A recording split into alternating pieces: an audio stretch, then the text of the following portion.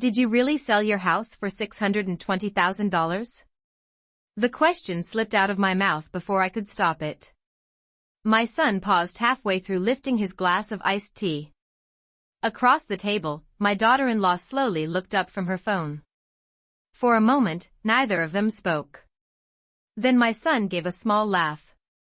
"Yeah, Mom," he said casually. "We did."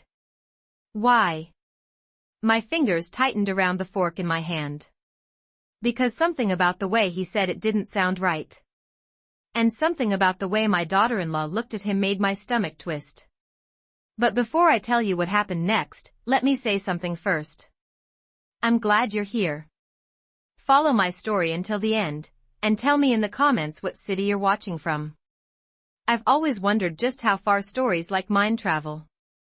Because what I discovered after that dinner changed the way I see my own family forever. The evening had started like any other. My name is Margaret Whitaker. I'm 71 years old, and I live in a quiet neighborhood just outside Des Moines, Iowa. The kind of place where the lawns are trimmed every Saturday morning and neighbors wave from their driveways as they collect the mail. My husband, Thomas, and I bought this house 42 years ago. Back then, the paint was peeling and the kitchen cabinets were crooked. But Thomas always said the house had good bones. Over the years, we fixed it up little by little. A new porch one summer. Hardwood floors the next. A small vegetable garden in the backyard where he grew tomatoes every year. After he passed away 3 years ago, the house felt different. Quieter. The ticking of the old wall clock in the living room suddenly sounded louder. His favorite chair by the window remained empty. Sometimes I still caught myself glancing at it, expecting to see him there with a newspaper folded in his hands. Grief changes the shape of a house. But it was still my home. And it was the place where I invited my son and his wife for dinner that evening. David arrived first. He's 43 now, tall like his father, with the same deep brown eyes. When he stepped through the front door, he gave me a quick hug that smelled faintly of expensive cologne. "Smells good in here, Mom," he said. "I made pot roast," I told him. "Your favorite." Behind him came Emily, my daughter-in-law. She stepped inside wearing a cream-colored coat that looked like it had come straight from a department store display. Her hair was styled perfectly, and she carried a small designer purse that probably cost more than my monthly grocery bill. "Margaret," she said with a polite smile. Emily always called me Margaret. Never Mom. I had learned not to expect that word from her. Still, I smiled and took her coat. "Dinner's almost ready." The three of us sat down at the dining table Thomas built with his own hands decades ago. I'd polished the wood earlier that afternoon until it shone softly under the kitchen light. Steam rose from the pot roast. There were mashed potatoes, green beans, and fresh bread I'd picked up from the bakery on Maple Street. For a while, everything felt normal. David talked about work. His construction company had been doing well the past year. Emily mentioned a new yoga studio she'd joined. But there was an energy between them that night. Something restless. Like they were waiting for the right moment to say something. Finally, halfway through dinner, David cleared his throat. "So, we sold the house." I looked up. "You sold it?" "Yeah," he said. "Closed the deal last week." Emily set down her wine glass carefully, watching my reaction. "That's wonderful," I said slowly. "You'd been trying to sell for months." Their house had been on the market almost a year. It was a nice place across town, but the mortgage had always seemed a little high for them. David nodded. "Yeah. We got a good price." "How good?" I asked. He shrugged. $620,000. For a moment, the room went very still. That number hung in the air like something heavy. $620,000? I repeated. "Yep." He said it so casually, like he was talking about a used car instead of a house. I glanced at Emily. Her lips curved into a small, satisfied smile. That's wonderful, I said again. You must feel relieved. Oh, we do, she said. There was something in her tone I couldn't quite place. Not relief. Something closer to excitement. David leaned back in his chair. Actually, that's not the only thing we wanted to talk to you about tonight. A small knot tightened in my chest. Oh. Emily folded her hands on the table. We're going to be staying here for a while. The words landed softly. But they hit me harder than I expected. Here? I said. With you, David added quickly. Just temporarily. I blinked. You mean, move in? Just for a little while, Emily said smoothly. Until we figure out our next step. My mind tried to catch up. You sold your house, I said slowly. So where are all your things? In storage, David replied. Emily nodded. It's actually perfect timing, she added. We wanted a fresh start anyway. Something about the way she said fresh start made the knot in my chest tighten further. Still, I forced a smile. Well, this house has plenty of space. And it did. 3 bedrooms upstairs. A finished basement. More room than one widow really needed. But the idea of suddenly sharing it again, after years of quiet, felt strange. David seemed relieved. Thanks, Mom. I knew you wouldn't mind. Emily reached for her wine glass again. You're helping us more than you know. I watched her carefully as she spoke. Her eyes flickered toward David for just a moment. A silent exchange passed between them. And that's when the thought slipped into my mind. If they had just sold their house for $620,000. Why did they suddenly need a place to stay? The question sat quietly in the back of my mind. At the time, I told myself I was being paranoid. Families help each other. That's what we do. But over the next few days, small things began to happen. Little details. Little conversations. Little moments that didn't quite make sense. And before long, I would learn something about that $620,000. Something my daughter-in-law clearly hoped I would never discover. David and Emily moved into my house 3 days later. It happened quickly. Faster than I expected. On a gray Tuesday morning, a large rental truck pulled into my driveway. I watched from the kitchen window while 2 movers began carrying boxes up the front steps. Most of them were labeled with thick black marker. Kitchen bedroom Emily. Clothes. I wrapped my hands around my coffee mug and stood there longer than I meant to. Just a week earlier, the house had been quiet again. The kind of quiet you learn to live with after losing someone. The soft ticking of the wall clock. The low hum of the refrigerator. The sound of wind moving through the trees outside. Now the driveway was full of noise. Doors slamming. Voices calling instructions. Heavy footsteps across the porch. David stepped inside first. Morning, Mom, he said, brushing rain off his jacket. Emily followed a few steps behind him, already speaking to one of the movers. No, the gray boxes go upstairs, she said quickly. The master bedroom. I hesitated. The master bedroom. That was the room Thomas and I had shared for 42 years. David noticed my expression and cleared his throat. Actually, we were thinking the upstairs bedroom might work better for us, he said. I nodded slowly. That's fine. My voice sounded calm, but something inside me shifted a little. By lunchtime, the house already felt different. Emily moved through the rooms with surprising confidence, opening cabinets, rearranging things, deciding where furniture should go.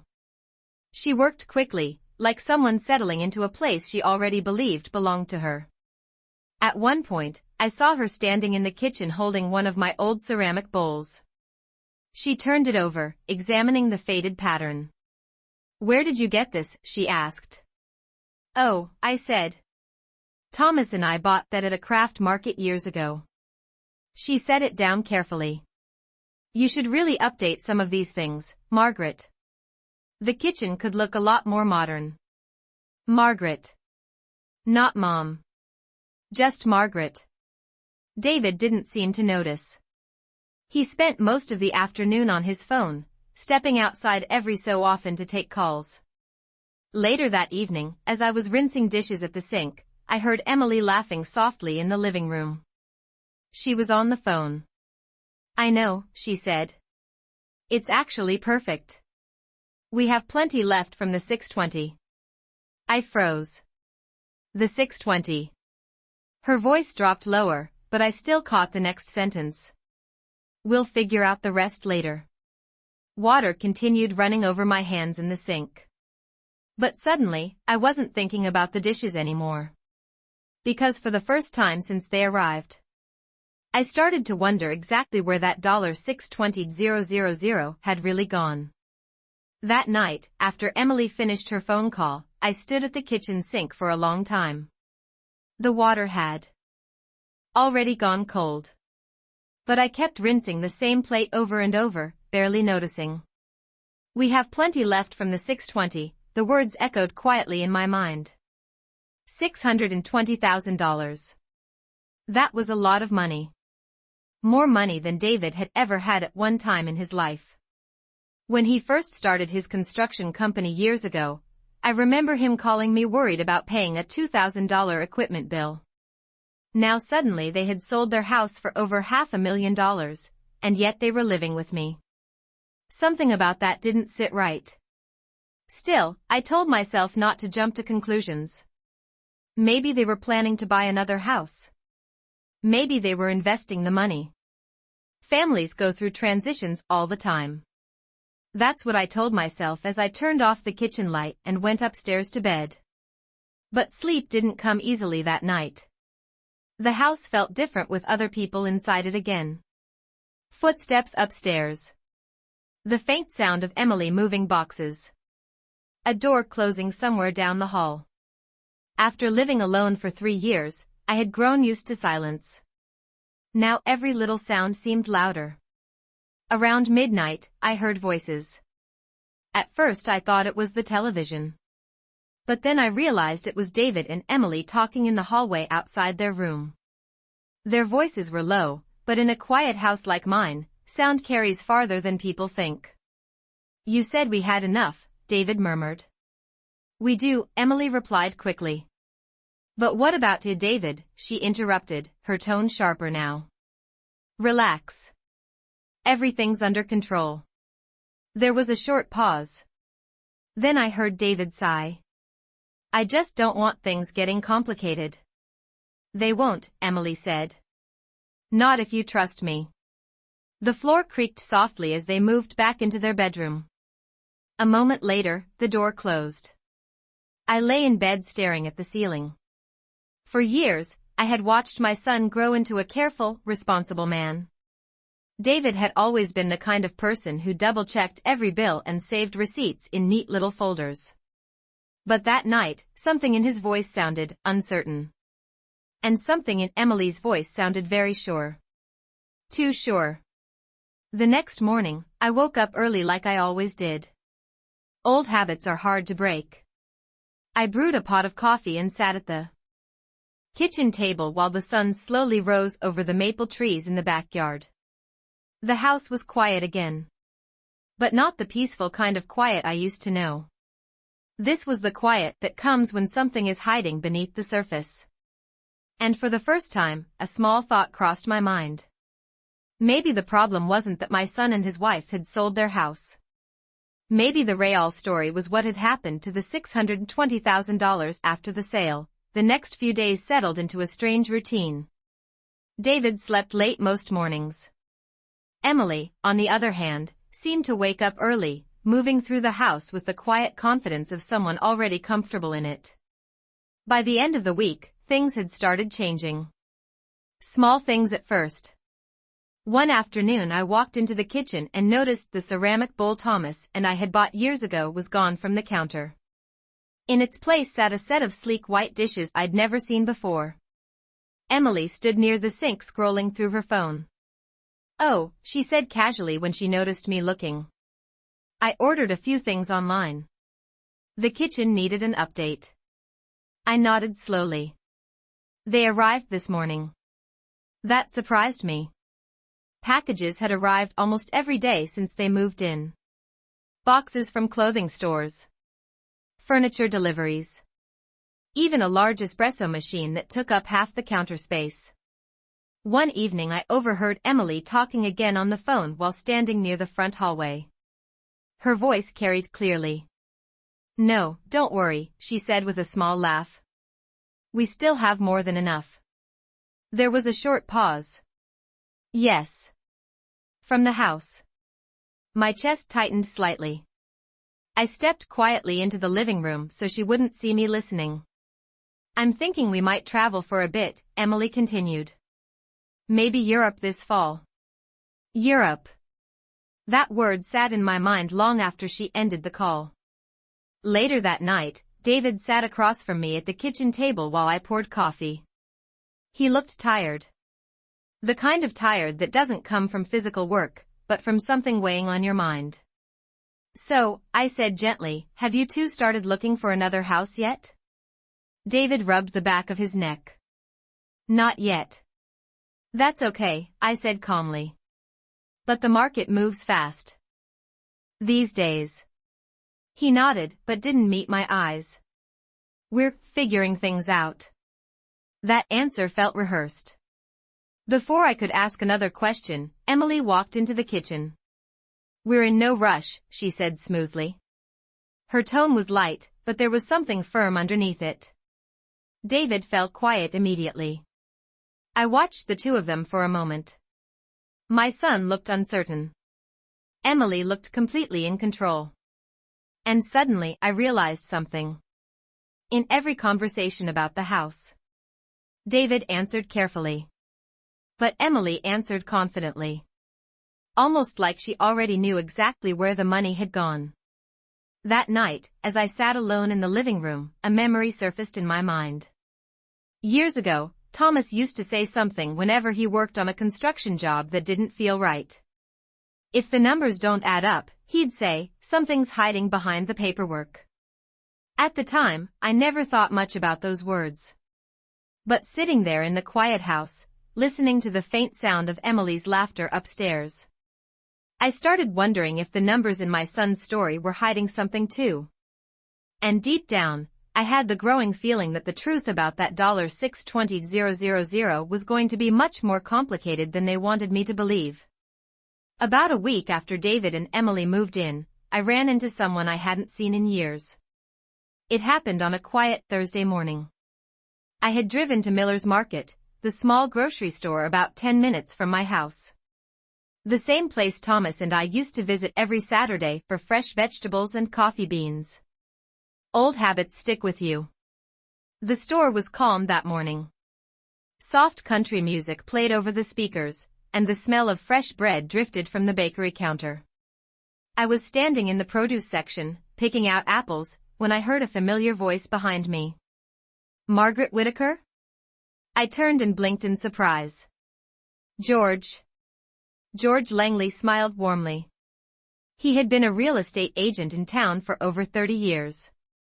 Back when David bought his first house, George had actually helped him with the paperwork. "I haven't seen you in ages," he said. "It's been a while," I replied. We stood there for a few minutes catching up. George asked about my health, about the house, about how I'd been doing since Thomas passed away. Then he said something that made my stomach tighten. "I heard David finally sold the Maple Street place." I nodded slowly. "Yes. Just last week." George let out a low whistle. $620,000, he said. "That's a great deal in this market." "The exact number again." $620,000. I forced a small smile. "Yes, that's what he told me." George shifted the grocery basket in his hand. "Well, at least the closing went smoothly." I paused. Closing? Yeah, he said. Cash deal too. Those don't happen very often these days. Something about the way he said it made my chest tighten. Cash? I repeated. George nodded. Sure. Full amount transferred right after closing. Clean transaction. My fingers slowly tightened around the apple one was holding. Oh, I said quietly. George didn't seem to notice the change in my voice. You must be relieved for them, he continued. With that kind of money, they've got plenty of options now. Options. I nodded politely and said goodbye a few minutes later, but my mind was no longer in the grocery store. The drive home felt longer than usual. The road was the same. The houses were the same. But my thoughts kept circling the same question. If the house had sold $4,620,000 in cash, and the money had already been transferred, then why were David and Emily suddenly living in my house? By the time I pulled into my driveway, the feeling in my chest had grown heavier. Because now I knew something important. The money was real. The sale was real. Which meant the real mystery wasn't whether the house had sold. The real mystery was where that $620,000 had actually gone. I didn't mention my conversation with George when I got home. Instead, I carried the grocery bags into the kitchen and began putting everything away slowly. Milk in the refrigerator. Bread in the cabinet. Apples in the ceramic bowl Emily had almost replaced. The house was quiet again. David had gone out earlier that morning. Something about meeting a contractor friend for lunch. Emily was upstairs. I could hear the faint sound of music coming from their room. For a moment, I stood there at the kitchen counter, staring at nothing. George's words kept replaying in my mind. A clean cash transfer, $620,000. If that money really existed, then there was no reason for them to be living in my house unless something else had happened to it. I tried to push the thought away. But once a question takes root in your mind, it has a way of growing. That afternoon I decided to do something simple. Nothing dramatic. Nothing confrontational. I just wanted to ask my son a few questions. David came home around 4 o'clock. He looked tired again, the same way he had looked at the kitchen table a few nights earlier. His shoulders slumped slightly as he walked inside. Hey Mom, he said. Hi, honey. He opened the refrigerator and grabbed a bottle of water. I kept my voice casual. So, how's everything going with the house sale? David paused for half a second before answering. Fine. That's good, I said gently. Did the closing process go smoothly? He nodded quickly. Yeah. Pretty straightforward. Straightforward. That wasn't the word George had used. George had said cash transfer. I folded the dish towel slowly in my hands. That must feel nice, I said. Having that kind of money ready while you figure out your next move. David took a sip of water. Then he shrugged. Yeah, something like that. Something like that. His answers were getting shorter. Before I could say anything else, Emily walked into the kitchen. Her eyes moved from me to David in a quick glance. What are you two talking about? She asked. Just the house, I said calmly. Emily smiled, but it didn't quite reach her eyes. Oh, that's all taken care of. Her voice sounded confident. Certain. Almost rehearsed. David stayed quiet. And that was the moment something became very clear to me. Whenever the money came up, David looked uncomfortable. But Emily looked completely in control. That night, after everyone had gone to bed, I sat alone in the living room with the lights off. The house was silent again. But my thoughts were louder than ever. Because the pieces were starting to fit together in a way I didn't like. The house had sold. The money had been transferred. And yet my son, the careful, responsible man I raised, was suddenly living under my roof again. Which meant there were only two possibilities left. Either the money was already gone, or someone else was controlling it.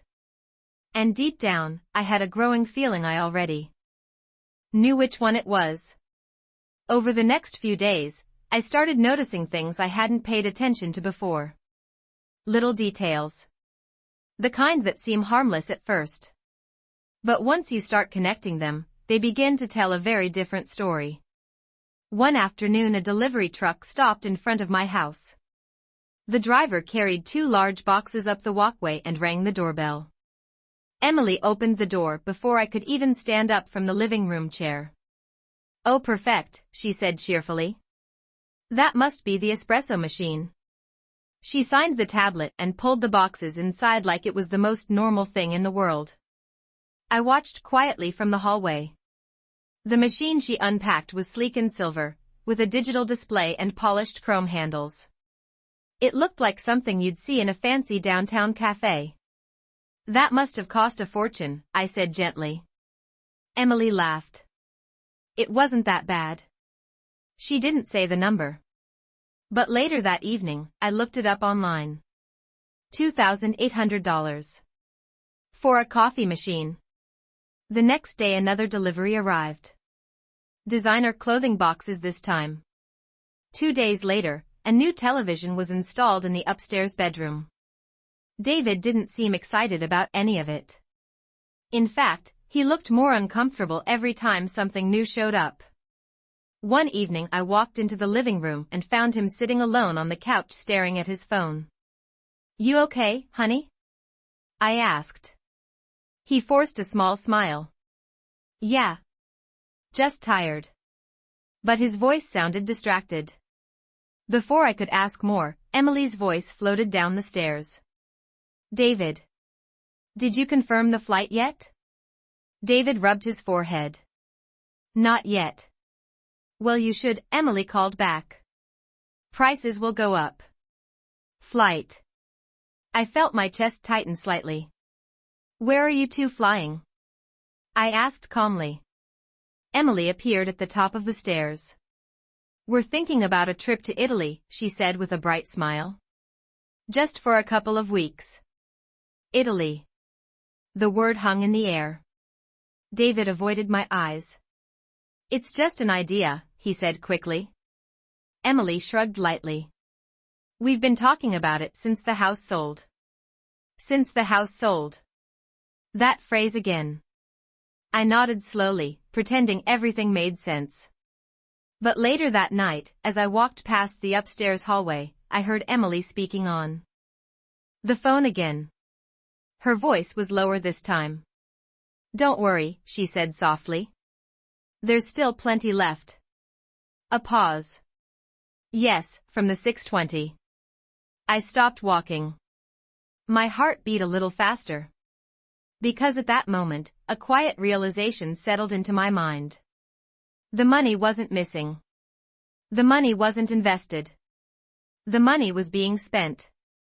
And judging by the packages, the travel plans, and the expensive new toys arriving at my front door, it looked like my daughter-in-law had decided exactly how she planned to spend every dollar of that $620,000. By the second week, my house barely felt like my house anymore. Not in an obvious way. No one said anything disrespectful. No one argued.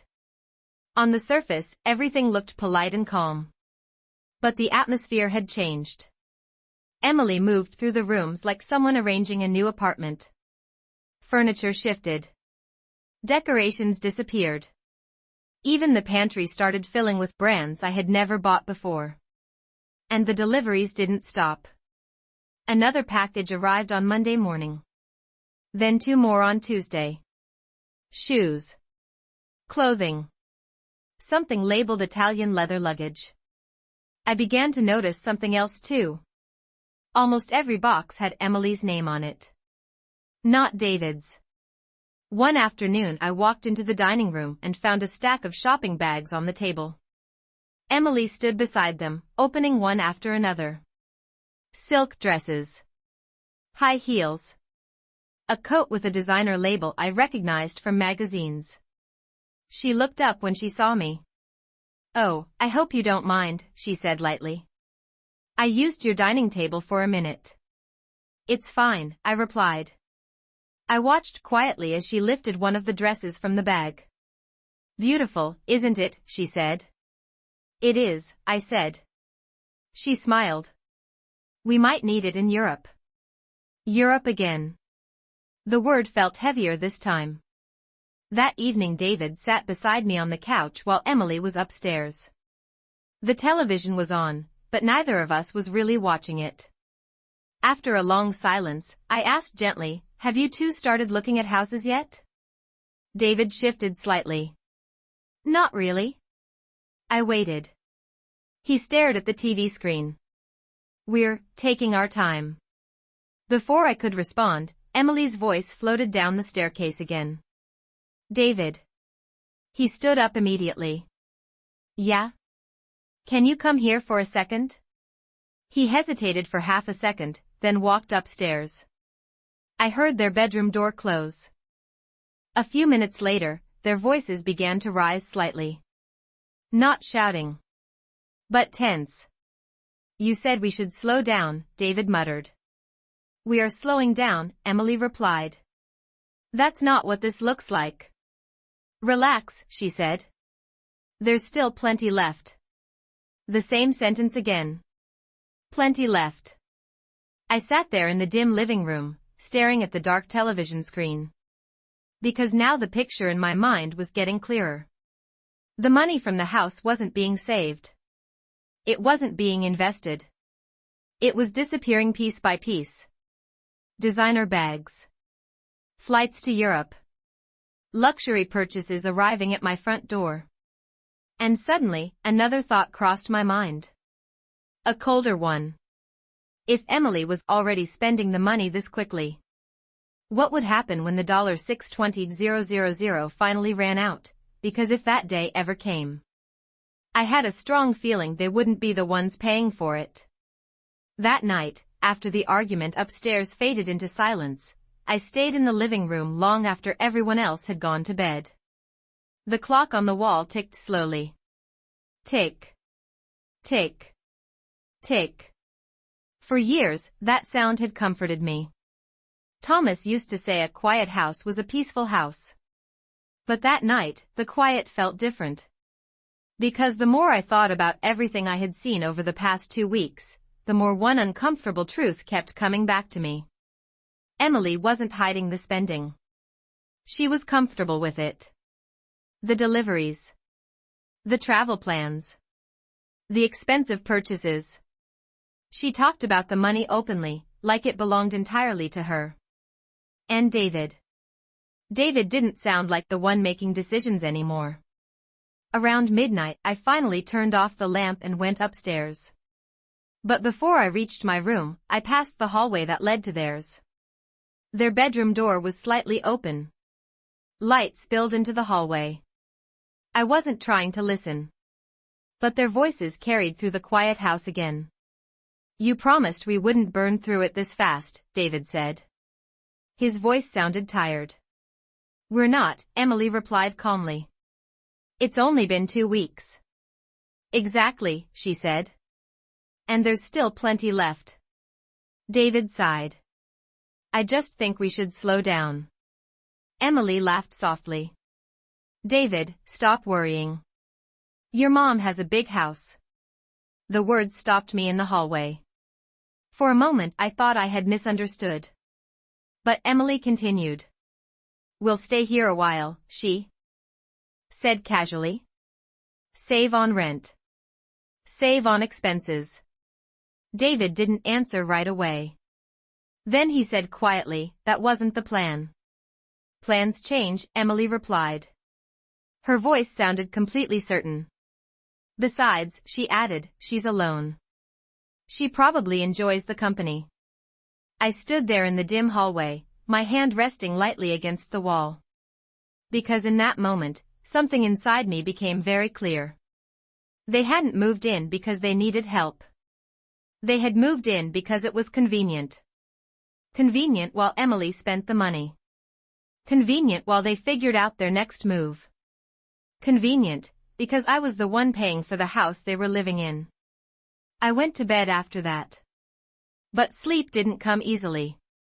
Because sometime in the middle of that long night, I realized something I hadn't expected.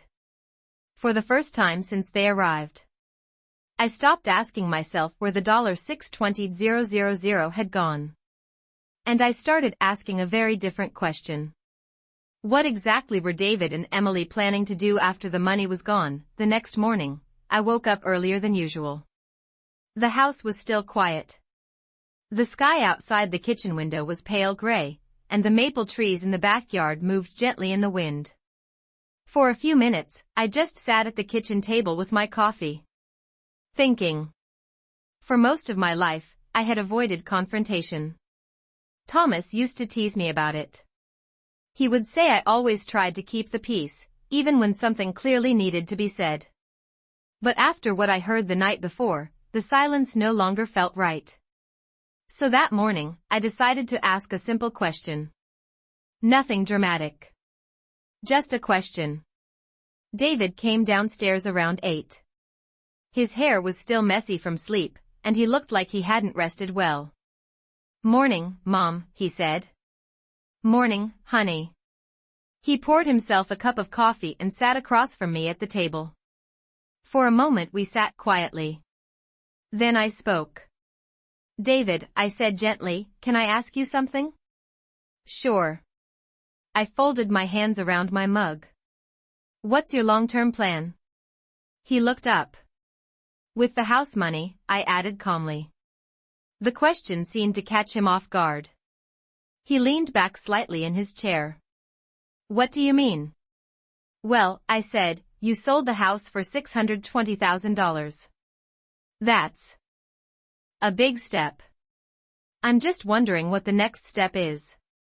David stared down into his coffee. For a few seconds, he didn't answer.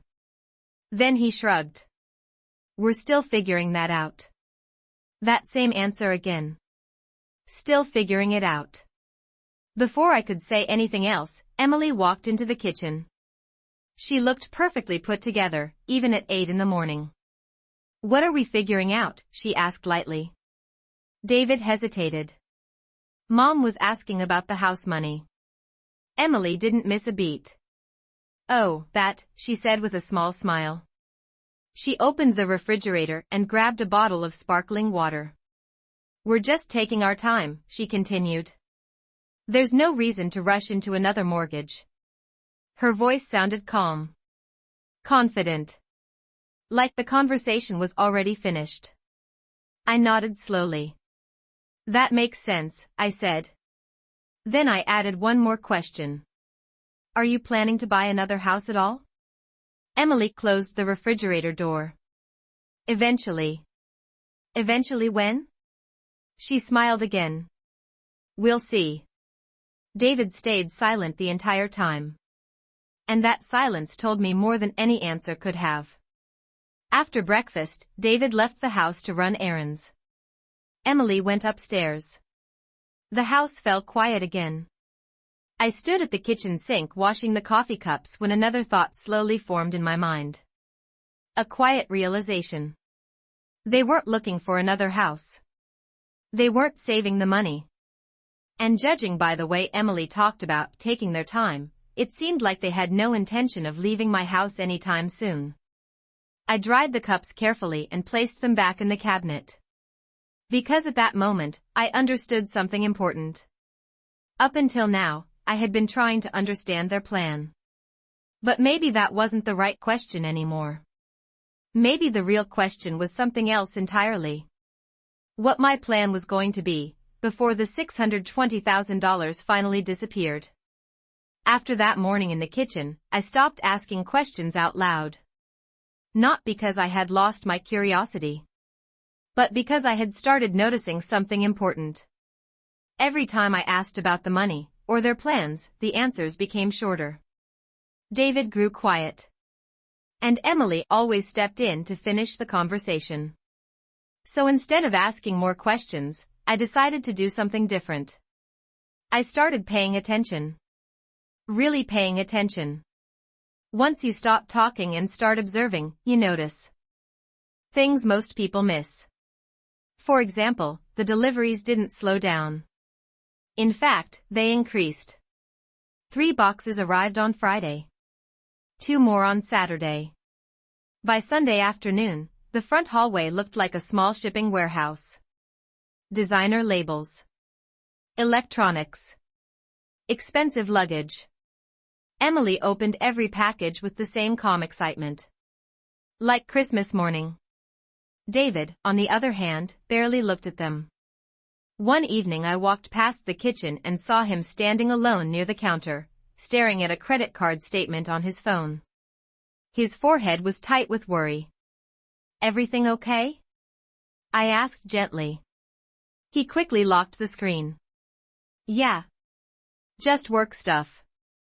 Work stuff. That answer didn't sound convincing. Later that night, Emily was sitting at the dining table with her laptop open. I walked by just as she clicked something on the screen. For a split second, I saw numbers. Large numbers. Travel bookings. Hotel reservations. Something about Florence and Rome. Planning the Italy trip? I asked casually. She smiled without looking up. Just browsing. Browsing. But the numbers on that screen didn't look like browsing. They looked like purchases. The next morning, another detail caught my attention. Emily was standing in the driveway speaking with a real estate photographer. A man with a camera and tripod. I stepped onto the porch. "Oh," I said politely. "Can I help you?" The man looked confused for a moment. "I'm here for the property photos." "Property photos?" I repeated. Emily turned quickly. "Oh, it's nothing," she said lightly. "He's just doing some portfolio work."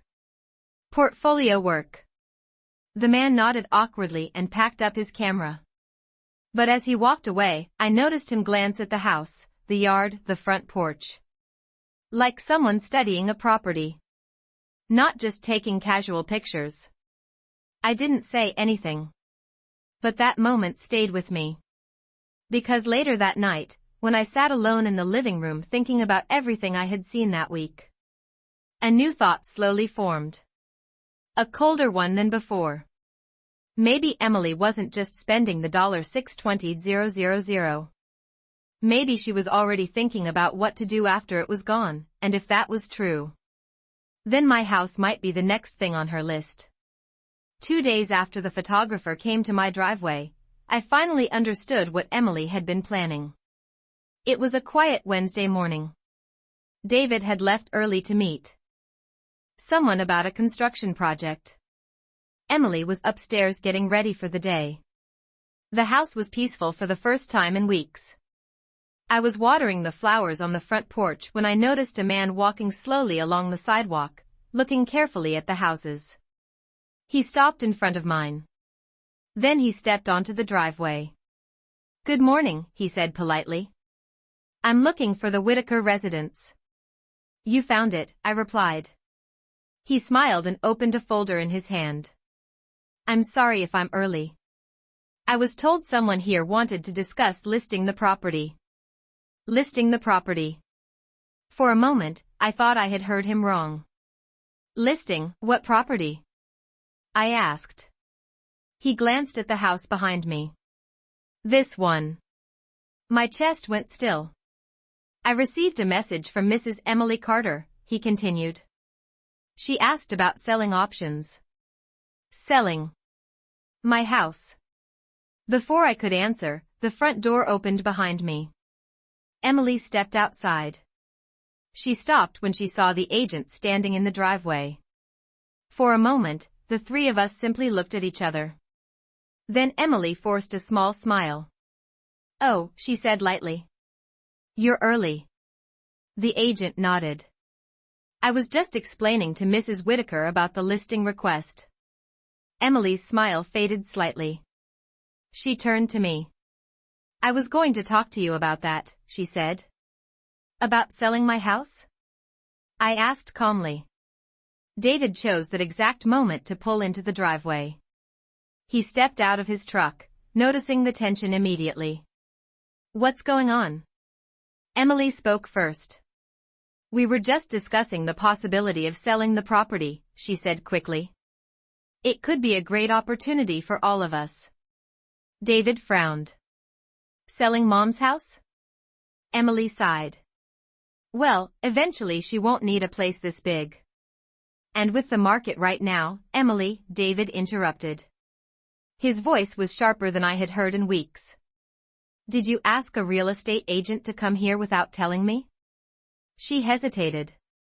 It was just an idea. David looked from her, to the agent, to me. Then something changed in his expression. For the first time since they moved in, he looked embarrassed. Mom, did you know about this? No, I said quietly. He ran a hand through his hair and turned back to Emily. You said we were just staying here for a while. We are, she insisted. But this house could solve everything. Everything. That word hung in the air. Finally, I spoke. Actually, I said calmly, I've already solved everything. Both of them turned toward me. I set the watering can down on the porch step. Yesterday I met with my attorney, I continued. Emily's expression froze. My house, I said, is now part of a legal trust. It cannot be sold, transferred, or used as collateral without my direct approval. The real estate agent quietly closed his folder. David blinked. Emily's face slowly lost its color. And since this house will not be sold, I finished gently, I think it's time we talk about your next place to live. For a long moment, no one spoke. Then David lowered his head. Mom. I'm sorry. Emily said nothing at all. That afternoon, the agent left. A week later, David and Emily moved out. The deliveries stopped. The house became quiet again. And for the first time in weeks, I sat alone in the living room listening to the familiar ticking of the clock. Tick. Tick. Tick. Thomas used to say a house tells you when something is wrong. But it also tells you when peace returns. Families can break your heart. Sometimes the people you trust the most are the ones who forget what truly matters. But in the end, one truth remained clear to me. Money comes and goes. Houses can be sold. But dignity and self-respect, those are things no one gets to take from you.